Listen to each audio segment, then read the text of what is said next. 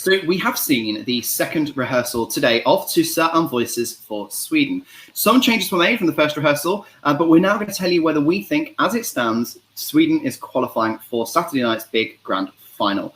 Luke, you're now in my top right corner, should I say, of the screen. So we'll start with you. Is Sweden qualifying? Ooh, it's tough. It's really tough. And it is going to depend a lot on what happens after it, what we eventually see of Australia. Can sort of island tie it up, Cyprus, etc. Yes, borderline. Expect it to go absolutely missing in the final. I think that's a fair judgment. Sammy, how about you for Sweden? Is it a qualifier? I'm afraid it will, just because I don't think we will get like 8-2 split between the two halves, and 3 or 4 countries will qualify from the first half.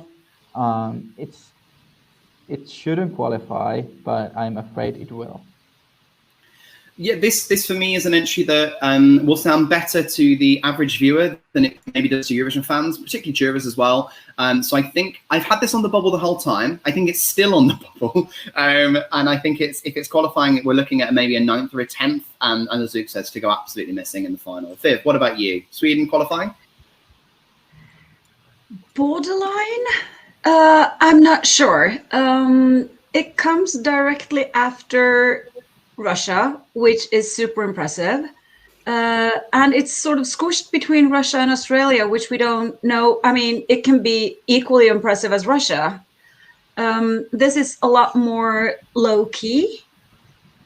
But I do think it's going to scrape by, probably as the 10th qualifier.